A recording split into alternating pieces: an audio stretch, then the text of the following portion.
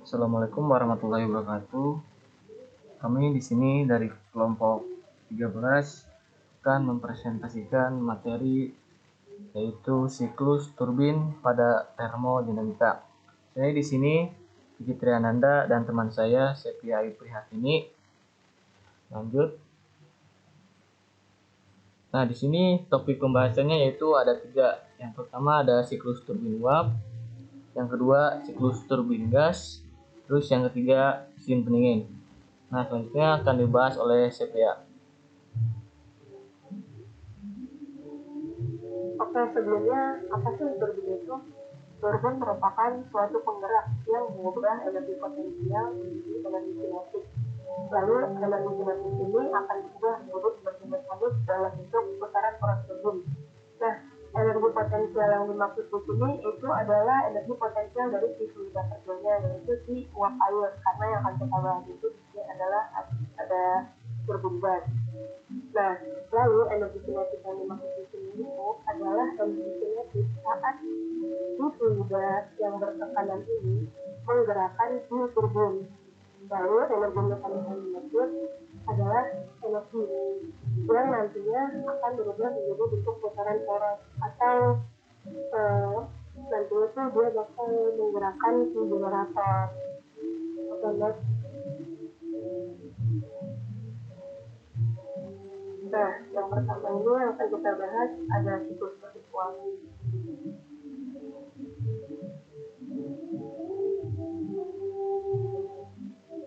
Turbin uap adalah suatu penggerak yang memanfaatkan potensial uap menjadi energi kinetik dan selanjutnya menjadi energi kinetik dalam putaran poros.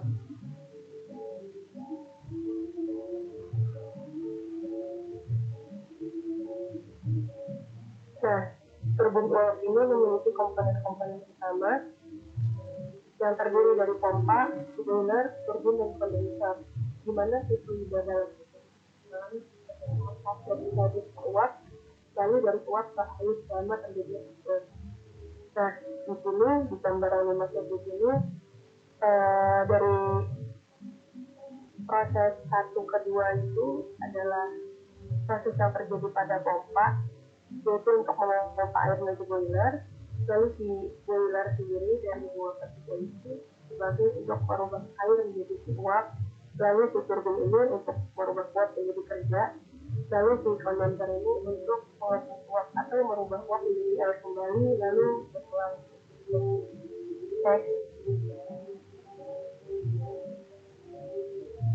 Nah, aktivitas yang terjadi dalam turbin uap ini biasa disebut siklus Rankine.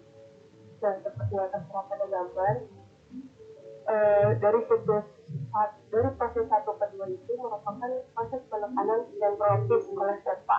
Pada proses ini kerja masuk ke dalam sistem pesawat. Jadi ini yang berupa air itu akan dipompa. Nah, setelah dipompa, ini memiliki tekanan yang lebih tinggi. Lalu ini bisa disebut juga dengan kerja masuk. Nah, lalu proses 2 ke 3 itu ada tekanan konstan yang berlaku pada boiler. Nah, di proses ini tuh terjadi pemanasan suhu boiler ini dengan menggunakan di dalam sebuah boiler. Biasanya itu pemanasan bisa menggunakan batu bara, gas alam, atau minyak bumi. Nah, di sini air masuk. Lalu proses 3 ke 4 itu yaitu proses ekspansi sentrofis atau adiabatik reversibel yang berlaku di dalam turbin.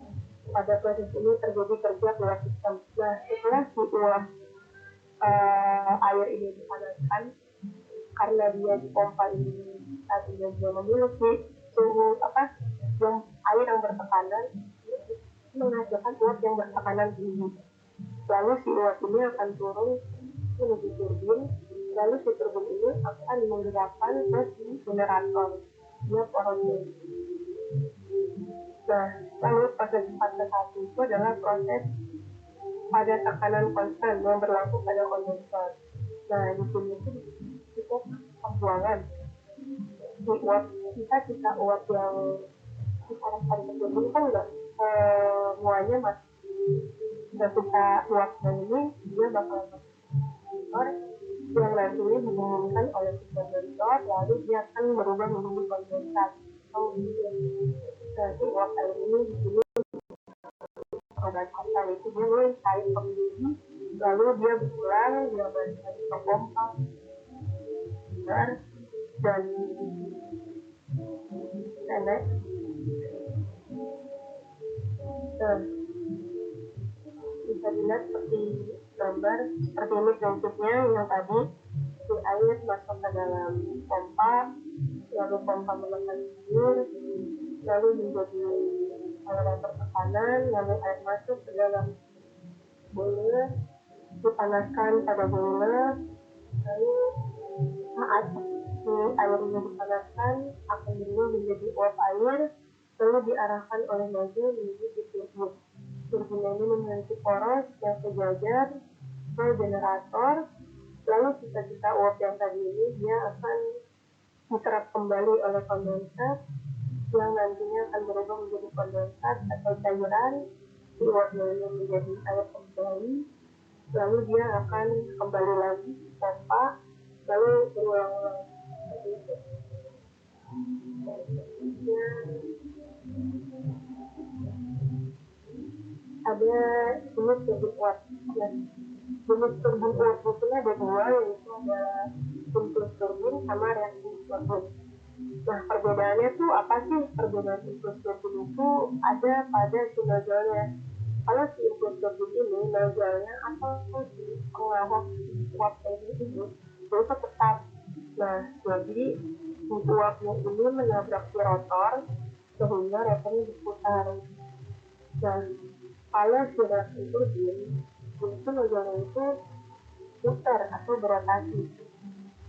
Cara kerjanya itu si uapnya ini memutar si nozzle dan rotor kemudian diputar. Kalau si impuls tadi kan uap yang nabrak rotor. Nah, kalau si selection turbin ini uap memutar si nozzle. Ya.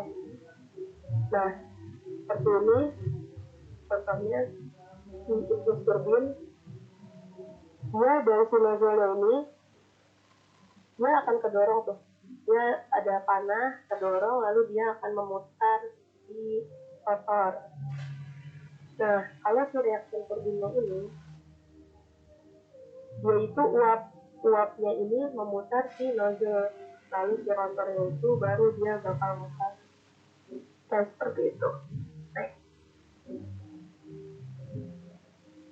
ada siklus turbin gas yang bakal dijelaskan oleh rekan saya.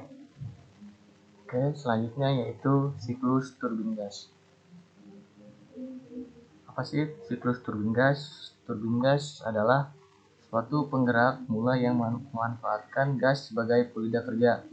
Di dalam turbin gas, energi kinetik dikonversikan menjadi energi mekanik berupa putaran yang menggerakkan roda turbin sehingga menghasilkan daya atau gaya mekanik. Jadi yang membedakan dari turbin uap yaitu hanya pada fluida kerjanya. Turbin gas hanya memanfaatkan fluida gas.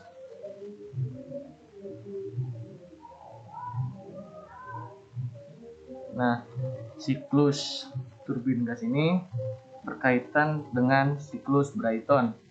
Apa sih siklus Brayton? Siklus Brayton adalah sebuah siklus termodinamika yang menggambarkan cara kerja mesin panas dengan tekanannya konstan. Nah, di sini ada 4 tahapan.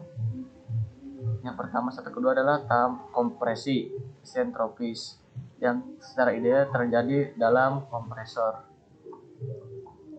Nah, di sini ada kenaikan temperatur, ada sedikit kenaikan temperatur.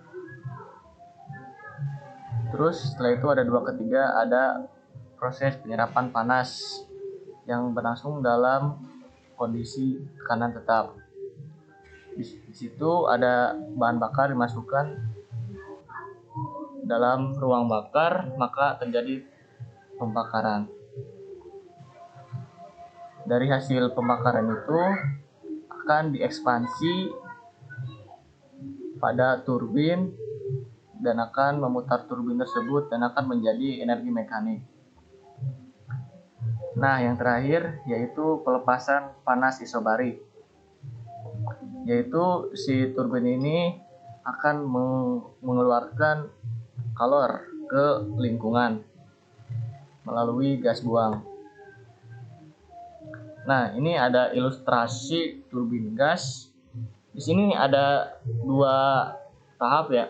Ini disebutnya ruangan dingin dan yang sebelahnya yaitu ruangan panas. Ini yang bagian biru itu disebut bagian dingin. Pertama, ini udara masuk melalui intake, dia akan dikompresi sehingga tekanannya meningkat dan akan masuk ke ruang bakar. Ruang bakar ini akan terjadi pembakaran fluida sama bahan bakar. Nah, setelah itu akan terjadi ekspansi ke turbin dan akan menggerakkan turbin tersebut dan mengakibatkan energi mekanik. Dan ada sebagian sisa dari turbin tersebut dibuang ke lingkungan.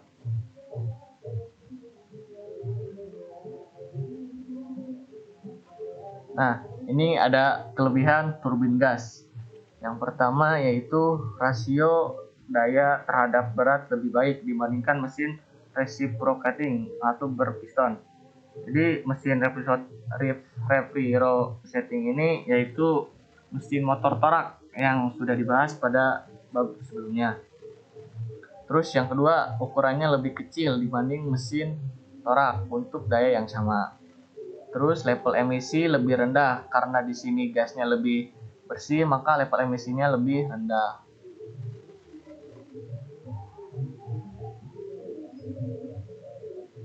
Terus di sini ada kekurangan turbin gas. Yang pertama, harga lebih mahal karena beroperasi pada kecepatan dan temperatur tinggi. Karena beroperasi pada kecepatan tinggi dan temperatur yang tinggi, maka dibutuhkan material-material khusus yang bisa menahan temperatur yang sangat tinggi. Makanya harga turbin gas ini lebih mahal dibandingkan yang lain. Terus yang kedua, cenderung lebih boros bahan bakar saat idle. Idle itu saat tidak ada pembebanan. Terus yang ketiga, yaitu lebih cocok untuk beban konstan dibanding yang berubah-ubah. Nah, kurangannya turbin gas itu hanya untuk beban yang konstan, tidak bisa yang diubah-ubah. Nah, lanjut yang terakhir yaitu mesin pendingin. Selanjutnya, Sevia.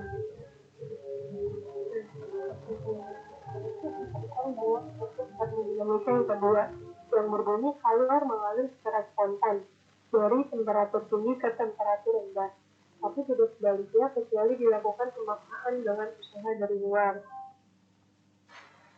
Nah, lanjut yang tadi dibacakan oleh Sevia, teman saya, di mana sebuah kalor itu bergerak atau mengalir dari tekanan yang rendah ke yang tinggi.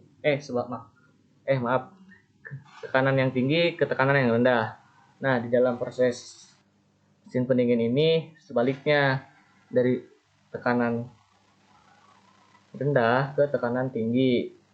Kenapa bisa begitu? Karena ada paksaan usaha dari luar.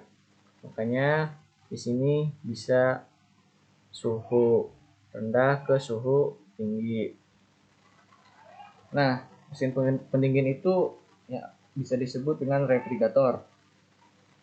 Refrigerator itu sebuah pendinginnya. Pendinginnya itu tidak bisa bergerak sendiri. Makanya ada komponen-komponen lain untuk mengalirkan pendingin tersebut atau refrigeratornya. Nah, refrigerator ini ada yang digunakan digunakan yang ini suhu dingin, yaitu berarti mode dingin. Sedangkan yang ini berarti mode penghangat. Yang sering digunakan yaitu mode dingin. Contohnya pada AC. Jadi pada AC tersebut mengambil kalor dari ruangan yang ingin kita dinginkan.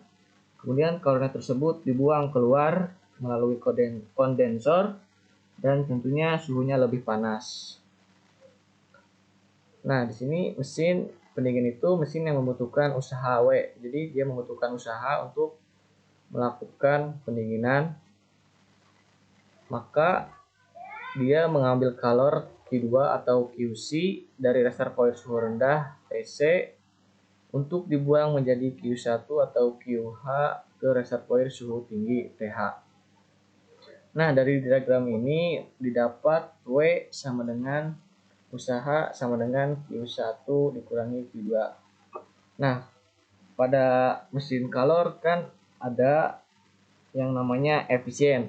Nah, efisien di sini dalam mesin pendingin itu disebutnya koefisien performa, di mana koefisien performa sama dengan Q2 per W.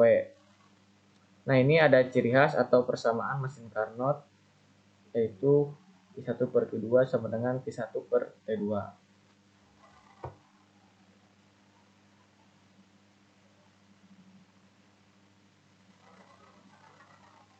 Nah, selanjutnya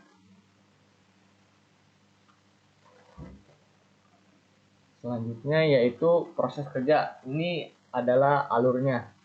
Yang pertama, pendingin berisi tadi refrigerant itu gas pendingin ya, gas pendingin yang berada dalam kompresor itu berwujud gas. Jadi zat pendingin ini dipompa ke kompresor. Kemudian si kompresor ini memanfaatkan gas zat pendingin ini sehingga tekanannya meningkat dan suhunya menjadi lebih tinggi. Terus gas zat pendingin yang telah dimanfaatkan oleh kompresor kemudian dialirkan ke kondensor, di mana panas yang dihasilkan selama proses pemanfaatan dilepaskan ke lingkungan luar oleh kondenser. Nah, gas zat pendingin ini menjadi cairan atau liquid. Cairan zat pendingin ini kemudian mengalir ke katup ekspansi. Kemudian oleh katup ekspansi ini akan menurunkan tekanannya, maka suhunya akan lebih rendah. Terus dia akan mengalir ke evaporator. Setelah itu ada kipas, dia akan mengeluarkan zat pendingin tadi ke ruangan, maka si ruangan tersebut akan menjadi dingin.